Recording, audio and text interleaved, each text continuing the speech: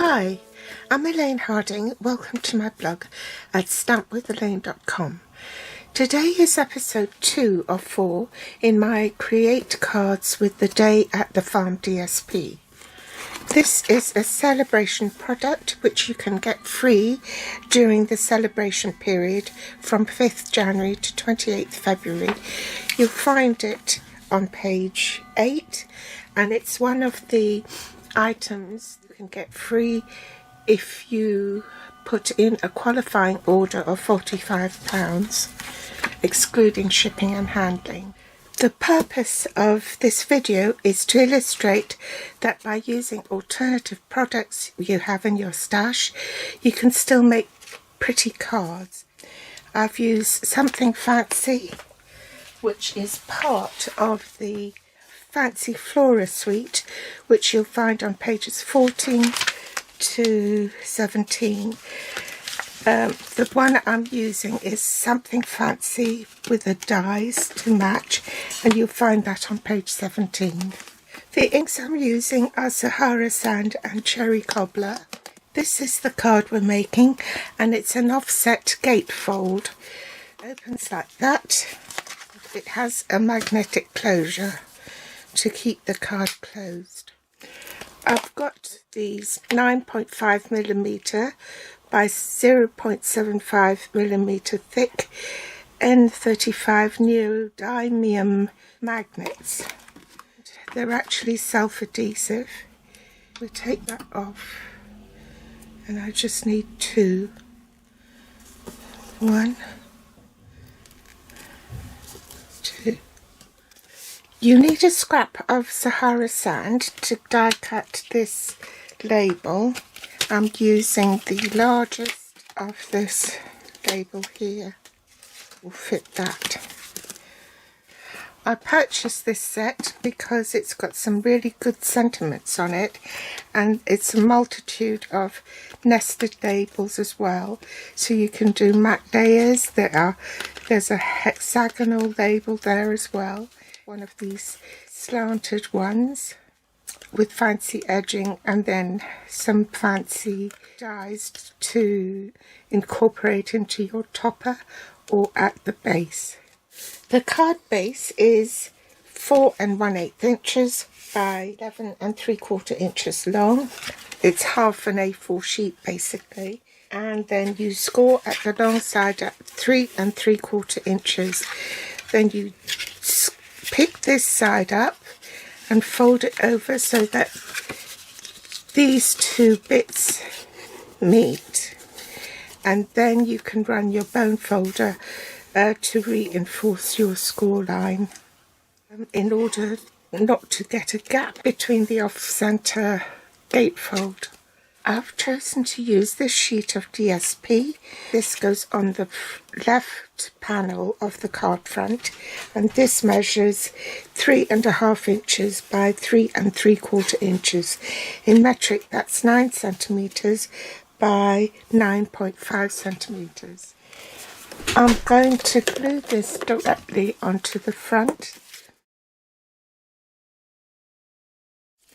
Then on the right hand side you have the Cherry Cobbler layer, and that measures 1 5/8 by 3 3/4.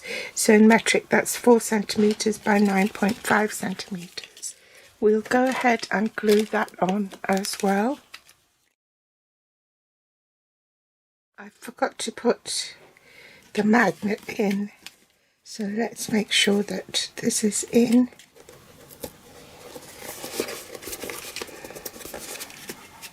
And I'll pop this on the top to make sure that I don't forget to attach it to this bit here. So for the right panel, this is the same paper but just the reverse, and that's been cut at 1 1/2 by 3 5/8. So let's glue that down as well.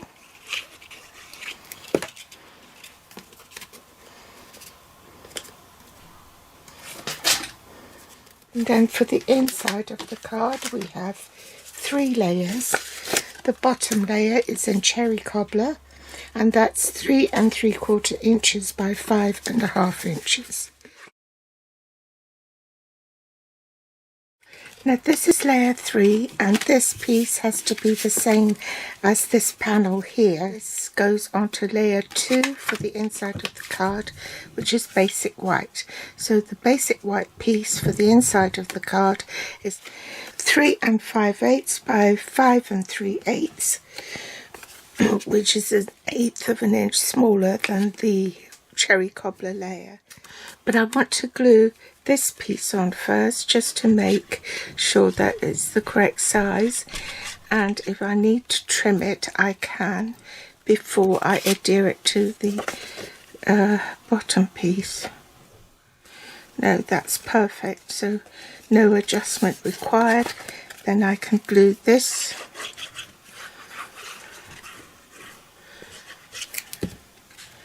onto the card matte layer. Okay, we want to stamp our sentiment. I'm using this sentiment. Sometimes you do forget someone's birthday and it's handy to have. I'll stamp this in cherry cobbler.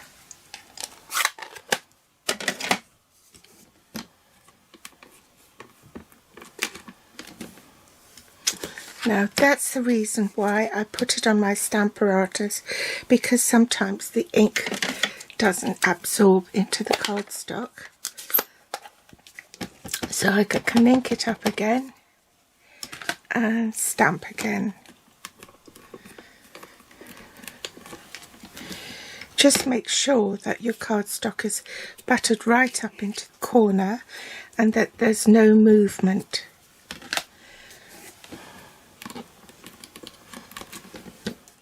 Next I'll centre this die over the sentiment. It's best to do it after you've stamped it, so if you have stamped it crooked you can straighten it by straightening the die. Then I'll just put it in my cutting sandwich, and I need to cut 2. So now I want to attach my label. So place it in on the card front with the wrong side face up, and I'm just going to make a mark there so I know where to apply the glue. Okay. Now I'm going to pop the magnet and take the adhesive sheet off.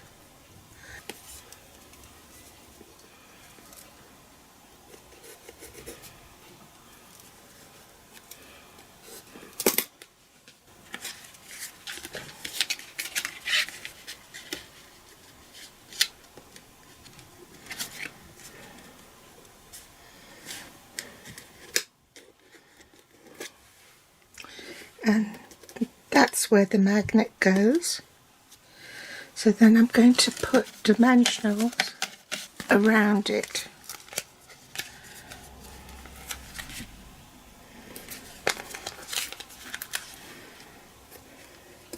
Now really, if I'd remembered to put the magnet on before I stuck the designer series paper on, then I would have put the magnet much further in, but as it happens I didn't. Now I've got to do it so that this marries up with that, and I've got to put glue on here. Don't put the glue beyond those lines, and marry that up with the one on top, and then that should still shut. So that was an alternative made with something fancy, with the matching dies and magnetic closure. I hope you've enjoyed part 2, and I'll be back with part 3 next Wednesday. Thanks for watching. Bye.